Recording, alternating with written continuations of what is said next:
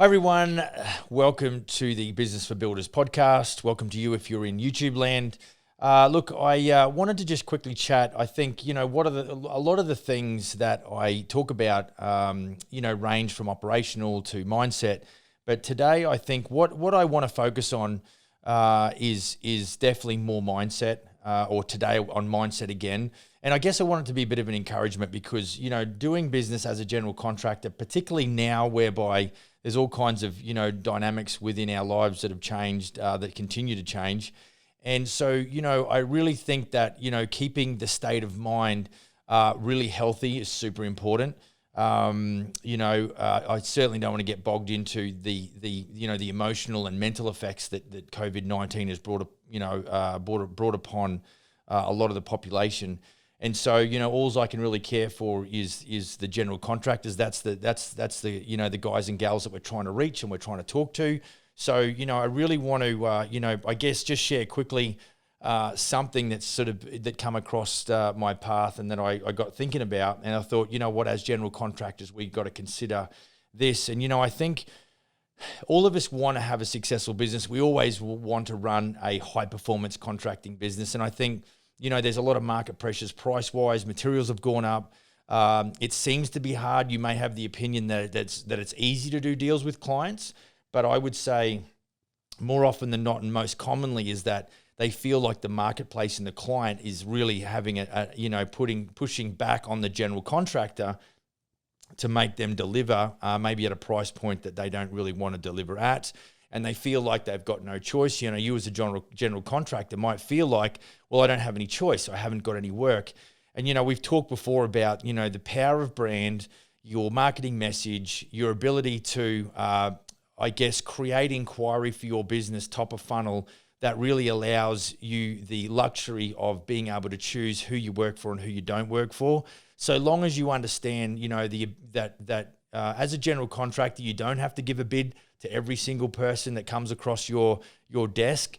Some customers ask us for quotes, and we just tell them fairly with firmness, with courtesy, that we won't be providing a bid for their project, and they're quite taken aback by that. They're like, "Really? You're not going to give me a quote? Since when?" And so I think what we want to do as general contractors is we want to respond to certain situations rather than react. We don't want to be reactive. I know all about that. I'm probably as I can easily get drawn into a reaction more so than a response more often than not, because I'm fairly highly strung and fairly competitive and fairly confrontational when I have to be. And so, I think a lot of the time, I think you need to understand this concept that whenever you're in a situation and you will feel your emotions starting to rile up, you'll feel like that, this person's really rubbed me the wrong way. I think what you've got to understand this concept. This will change the way that you deal with confrontation. When your emotion goes up, your ability to make good decisions goes down. Does that make sense? So when you're in a heated situation, if you've got a lot of emotion, have you ever done something when you've been highly strung and you look back in a day's time and go, I don't know why I did that. I really regret doing that. That was really out of character. I don't know why I handled it that way. And so, there's always pressure on us as general contractors. And more often than not, we will probably fail. I just want you to understand that when the emotion's up and the good decision-making capability goes down, you're vulnerable. And we're already vulnerable enough in this business. We need to minimize the amount of vulnerabilities. We need to reduce the amount of threats to us and our business and our cash flow and our reputation specifically. And so, we are not perfect. And this is where I'm going with this. So I heard a guy by the name of Gary Vaynerchuk just quote on one of his podcasts from a couple of years ago. He said, "Micro losses, macro wins." And I think as much as we would like to make sure that we're not emotional in a situation that really gets our back up and really pisses us off. We're all human. So, this is where I'm saying we want to strive for this, we want to operate in this zone, which some people might say, well, that's a perfect zone and I'll never make it there. But ultimately what I need you to understand is that, as I've been building this corporate business here in Canada, I've probably failed more times than I've succeeded, but the cumulative effect and the impact and the teaching capability that it has on my life as a business builder has actually improved the way I do business. So, whenever you're out in the field and something comes up where you've like, well, I didn't get that right. Maybe it was a first meeting with a client and maybe you said something you shouldn't have. Or maybe in one of the quote presentations, you quoted something and you missed a quote, missed an item on that quote. Then, what I think you've got to do is to be a little bit easier on yourself, so long as we're not making the same mistakes, more than once or twice. I mean, we have to learn from these experiences. This is why the micro wins are not necessarily detrimental to your business development or your business success. And I think sometimes we look ourselves in the mirror too much and we beat ourselves up and we think, well, we're never going to make this happen. See, if you believe that you can, you're halfway there. If you believe that you can't, you're right. And unfortunately, a lot of the time is we don't give ourselves enough encouragement. And a lot of the time you're there by yourself. So if you've got a spouse, like when I was working construction and I was running a building company, my wife was not operational. My goal was to make more money than she could spend. Honestly, that was my motivation. But, she wasn't operational. So I really had nobody to really bounce things off and a soundboard and things like that. And so, for me, in the franchise business that we're currently building, that's what I find. I just got off the phone to one of my guys before we jumped into this podcast. And it's a tangible difference that having the ability to just chat with someone about their situation, about their, wins and their losses and their challenges. And, when we're in our franchise workshop once a month, I'll go around the room and I'll say, hey, share with us your wins and share with us your challenges. Because I'm going to tell you, the guys will have more challenges than what they will have wins. They'll just have a couple of wins. The challenges, that becomes the bulk of the conversation. And funny enough, when there's 5 or 6 guys and gals sitting either around the table on the video call, everyone's head nodding. It's amazing the amount of, how similar all of the guys and gals' problems are within their business. A lot of them is labor recruitment. That's certainly a challenge. But I think what we do is the harder you work, the luckier you get.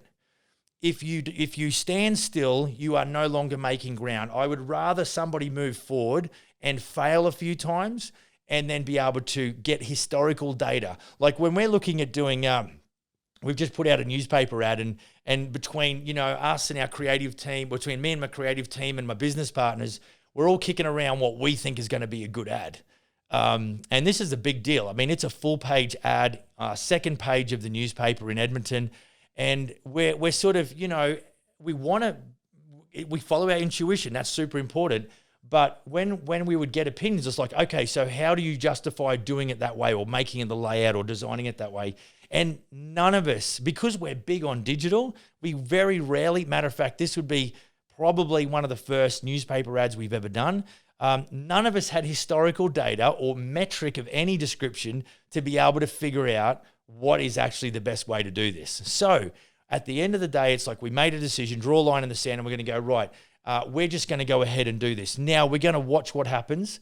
And I think what we're going to do is we're going to start gathering data. So it's all about those experiences. Now, if this thing flops and we get no phone calls and we've just blown thousands of dollars on this, well, there's a failure, but it's only micro.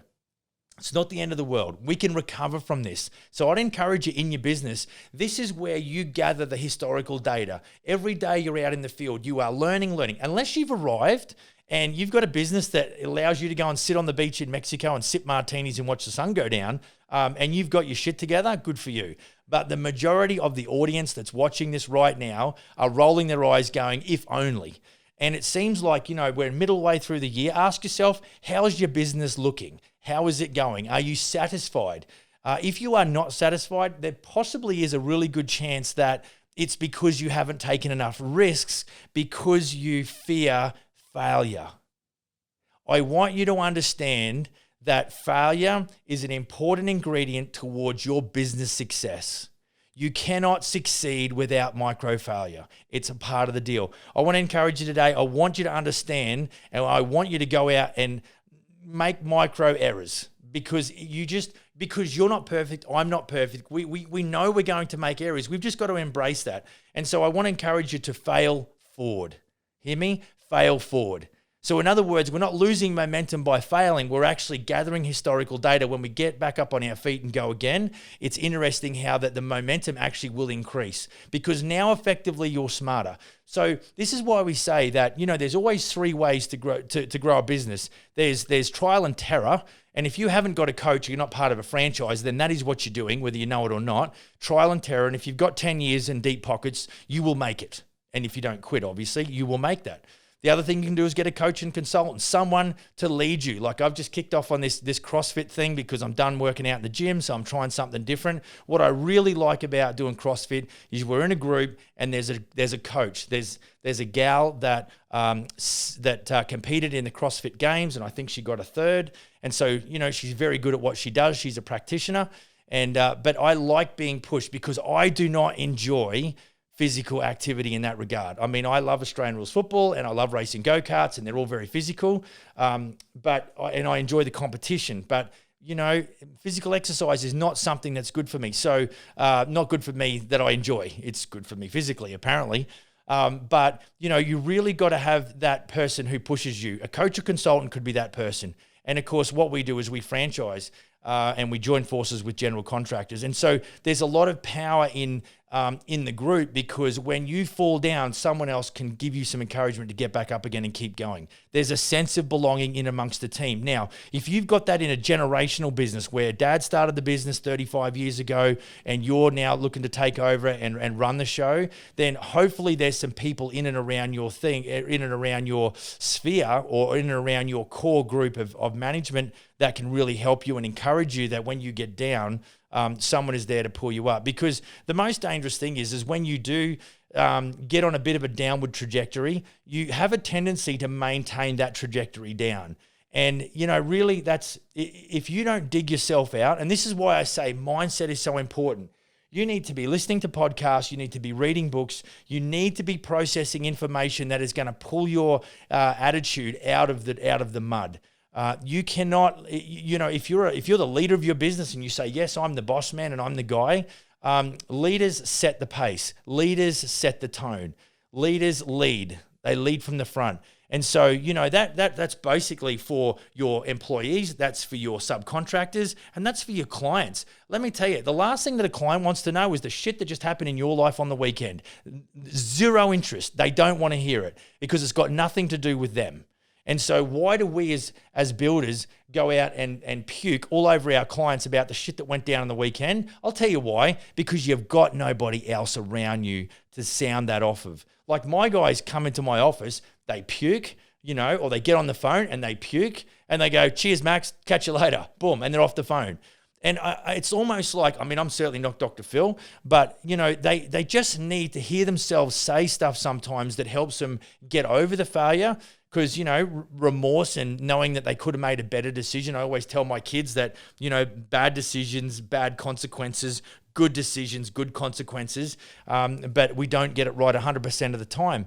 And so it's super important that we have a network of support that's around us. So if you've got a strong family because it's a family business, great. If you're out there trial and terror and you don't want to live there, then you're going to have to look at sort of, working out whether it's going to be a coach or consultant or whether it's going to be a franchise. Like Smith & Sons. But ultimately, you've got to get comfortable with failure. And I think further to that is you've got to be comfortable living outside your comfort zone. Because usually when I fail, it's because I've tried something that is new. It's not something that I've done before. It's an idea that I have. And I'm looking to experiment, and there's some strategic thinking that perhaps has gone around it. But sometimes there's a blind side too, where you go forward and you think we've got this, we'll nail this. And then of course it backfires. And, there's a lot of that 2 steps forward, 1 step back. And I think if you're not prepared to sort of execute in that fashion and understand that there is micro failures, but that contribute to macro wins.